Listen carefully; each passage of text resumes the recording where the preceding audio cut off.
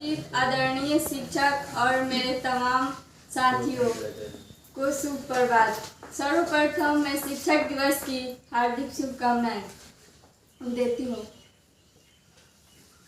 मैं फरीदा खातून शिक्षक दिवस की इस शुभ अवसर पर आप लोगों के समक्ष हमारे जीवन में शिक्षकों के महत्व के बारे में दो शब्द रखने जा रही हूँ।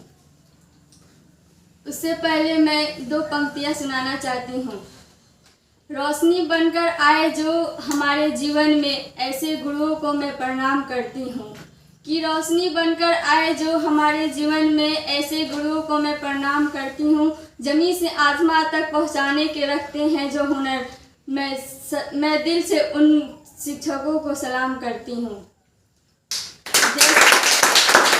जैसा कि हम सभी जानते हैं कि एक पक्की नींव पर ही एक सुदृढ़ भवन तैयार किया जा सकता है, ठीक उसी प्रकार शिक्षक ही वह व्यक्ति है जो विद्यार्थी रूपी नींव को सुदृढ़ कर उस पर भविष्य में एक सुदृढ़ भवन तैयार करने में सहायता करते हैं और उसे एक सफल इंसान बनाते हैं। अतः प्रत्येक विद्यार्थियों के जीवन में शिक्षक एक महत्वपूर्ण भूमिका रखते हैं, इसलिए उनका सम्मान बहुत ही आवश्यक है। एक प्रचलित दोहे में कबीरदास जी कहते हैं कि गुरु गोविंद दो खरे काके लागू पाऊँ, गुरु बलिहारो गुरु आपने गोविंद दियो मिलाए।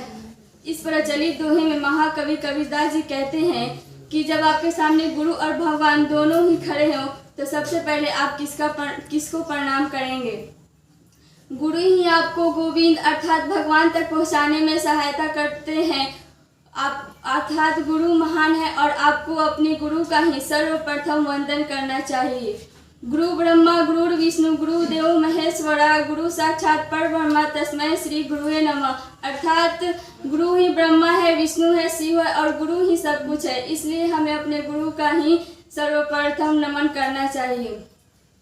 वैसे तो हम शिक्षकों के सम्मान के लिए किसी दिन का मोहताज नहीं, फिर भी कई देशों में शिक्षकों के सम्मान के लिए एक विशेष दिन घोषित किया गया है। भारत में 5 सितंबर को शिक्षक दिवस मनाया जाता है। इस दिन डॉक्टर सर्वपल्ली राधाकृष्णन जी का जन्मदिन हुआ था। उनका शिक्षा के प्रति विशेष रुझान था। उनका मानना था कि शिक्षा के बिना व्यक्ति अपनी मंजिल तक नहीं पहुंच सकता। वे कहते थे कि इस व्यक्ति के जीवन में शिक्षा का बहुत महत्व है। एक अच्छा शिक्षक विद्यार्थियों के मस्तिष्क में तथ्यों को ठूसने के बजाय उनको भविष्य में चुनौतियों के लिए तैयार करते हैं। डॉक्टर साहब ने अपने जीवन के 40 साल शिक्षा के क्षेत्र में दिए हैं और कई विद्यार्थियों को भविष्य के लिए तैयार किया। उसके बाद भारत के उपराष्ट्रपति और राष्ट्रपति बने। डॉक्टर राधाकृष्णन के शिक्षा के प्रति रुझान को देखते हुए उनके जन्म दिवस को ही भारत में शिक्षक दिवस घोषित किया गया। यह उनके और उनके द्वारा शिक्षा के क्षेत्र में दिए गए योगदान देशवासियों का सबसे बड़ा सम्मान है। शिक्षक एक सभ्य समाज का आधार होता है। शिक्षक छात्रों को सही दिशा दिखाते हैं और उनके व्यक्तित्व को विकसित करते हैं। एक शिक्षक माता पिता से भी महान होते हैं, क्योंकि एक माता पिता अपने बच्चे को जन्म देते हैं और उनकी परवरिश करते हैं, जबकि एक शिक्षक उनके सही व्यक्तित्व के साथ साथ उनके भविष्य को भी उज्जवल करते हैं। इसलिए हमें अपने शिक्षकों का प्रेम पूर्वक आदर करना चाहिए। शिक्षक हमें महान व्यक्तियों को उदाहरण देकर हमें पढ़ाई करने की प्रेरित करते हैं। शिक्षक प्रेरणा की सागर होते हैं जो सफलता में हमें सहायता करते हैं। शिक्षक इसलिए हमें शिक्षकों की आज्ञा और उनकी सलाह को मानना चाहिए। गुरु शिष्य का संबंध, गुरु शिष्य परंपरा भारत की संस्कृति का एक अहम और पवित्र हिस्सा है।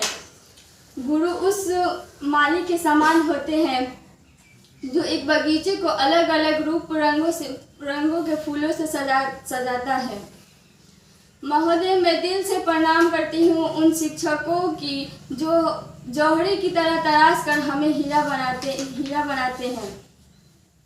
उन महान व्यक्तित्व वाले शिक्षकों के लिए मैं शब्दों से क्या बयां करूं। उनके लिए तो दुनिया का हर शब्द छोटा पड़ जाएगा, किंतु फिर भी उनके चरणों में मैं 2 शब्द समर्पित करती हूँ।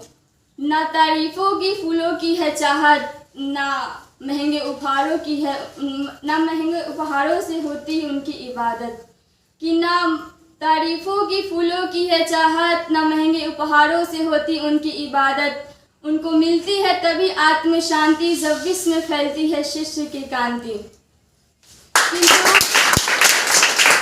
किंतु इस कटु सत्य से भी हम मुंह नहीं मोड़ सकते कि आज कई शिक्षक अपने ज्ञान की बोली लगाने लगे हैं। वर्तमान समय में देखें तो गुरु शिष्य का परंपरा कहीं न कहीं कलंकित हो रही है।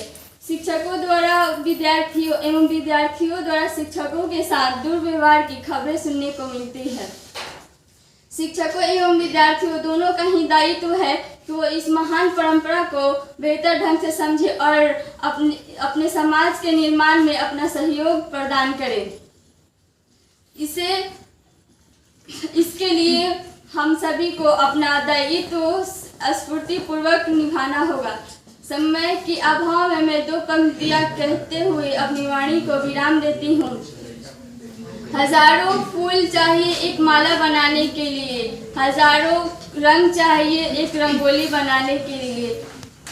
हजारों फूल चाहिए एक माला बनाने के लिए, हजारों रंग चाहिए एक रंगोली बनाने के लिए, पर शिक्षक एक अकेला काफ़ी है हम विद्यार्थियों को